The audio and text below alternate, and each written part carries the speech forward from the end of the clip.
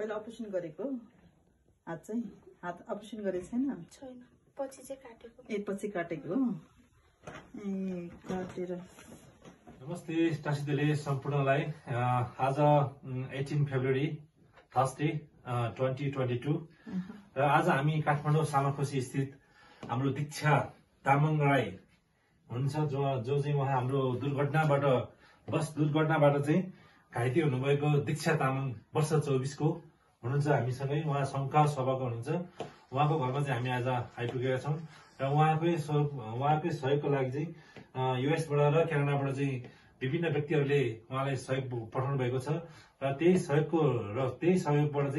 सहयोग रकमबाट चाहिँ हामीले उहाँको लागि चाहिँ अब खाद्यान्न उहाँको लागि आवश्यकता भएको चिजहरू हामीले लिएर आएको छौँ र साथसाथै उहाँलाई थोरै रकम पनि हामी दिन गइरहेको छौँ भने जुन हामी उहाँलाई सहयोग पठाउनु हुने जुन सहयोगीदाताहरू हुनुहुन्छ उहाँहरूको नाम चाहिँ म पढ्न गइरहेको छु र नम्बर 1 मा चाहिँ घेसेटासी हुनुहुन्छ न्युयोर्कबाटै उहाँले चाहिँ पठाउनु भएको छ $50 अर्थात् $50 अमेरिकी डलर।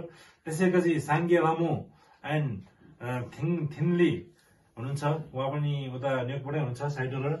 त्यसैगरी टासी लामो शेर्पा $100 हुनुहुन्छ अनि मेथोक डोलकर $50 हुनुहुन्छ अनि थुङ्जे साङमो क्यानाडाबाट हुनुहुन्छ उहाँले चाहिँ $50 सहयोग गर्ने भएको छ भने आच्या लामो जुन हाम्रो माध्यम चाहिँ उता रहनु भएको हाम्रो घेसेटासी दोर्जे ज्यूबाट चाहिँ यो सम्पूर्ण रकमहरू चाहिँ उहाँकै माध्यमबाट हामीले प्राप्त भएको छ र जुन चाहिँ हामीले आज उहाँलाई दिन गइरहेका छौँ।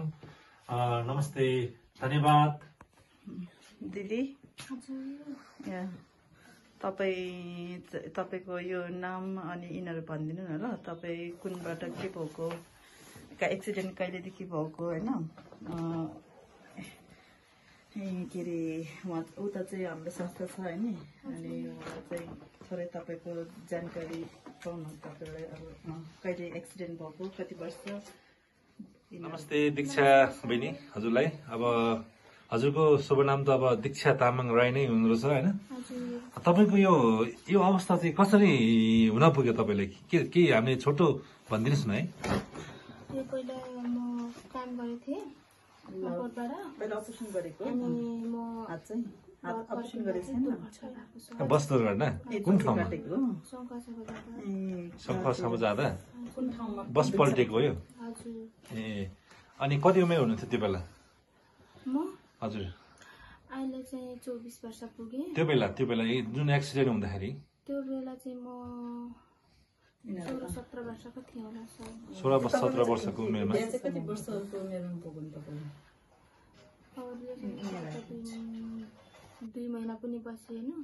त्यतिखेर तपाईँ एक्सिडेन्ट हुँदाखेरि बच्चा चाहिँ 2 महिनाको थियो? हजुर, पेटमा 2 महिनाको बच्चा थियो? हजुर 2 महिनाको थियो अनि एक्सिडेन्ट। अहिले बच्चाले कति वर्ष भयो? 5 वर्ष। ए 5 वर्ष। ओके, हस्बेन्ड कहाँ हुनुहुन्छ तपाईँको? थाहा छैन। कहिले यो भएको नि, के अरे तपाईँहरू सम्पर्क नभएको चाहिँ कति वर्ष भयो नि? भइसक्यो अब 5 वर्ष नै भइसक्यो। 5 वर्ष? तपाईँलाई कति गाह्रो भयो भनेपछि अब तपाईँको दिनचर्याहरू कसरी बिताइरहनु भएको छ? तपाईँ हामी सुन्ने अनुसार तपाईँ लुगा पनि धुनुहुन्छ अरे अनि अफिसतिर पनि जानुहुन्छ अरे। यो अवस्था देखेर त यो अवस्था बोकेर तपाईँले होइन ल कसरी सक्नुहुन्छ र हजुरले के गर्नुहुन्छ? तपाईँ के भन्नु बताइदिनुहोस् न। अफिसमा सरसफाइ गर्छु, यहाँबाट जानुपर्छ लगभग आधी घन्टा लाग्छ ड्युटी जानु।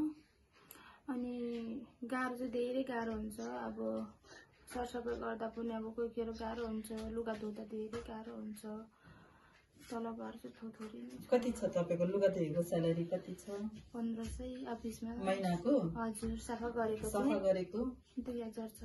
2000 कुन अफिस? कोठाबाट चाहिँ कति दिनुपर्छ तपाईँले? 4000। कोठाबाट नानीको खर्च? नानीको खर्च अब पाले गरी उ गर्छु। अब 1 महिना यता तिर्यो भने अर्को महिना त्यता गर्छु। अब पुग्दैन नि, अब पर्खिदिनु है भन्छु।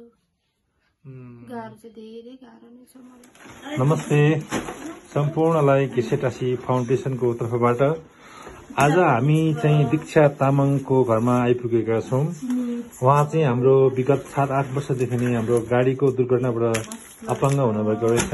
उहाँकै सहयोगको लागि चाहिँ हामीले चामल 2 बोरा अनि मर मसला, तेल, नुन, उहाँको लागि चाहिने मञ्जन, ब्रस, नुन अनि साबुन सम्पूर्ण लगायत चाहिँ हामीले उहाँको लागि लिएर आएको छौँ। भने हामीलाई उहाँको लागि रुपैयाँ 27,200 पनि हामी उहाँलाई दिन गइरहेको छौँ। नमस्ते, सम्पूर्णलाई केसी टासी फाउन्डेसनको तर्फबाट धन्यवाद।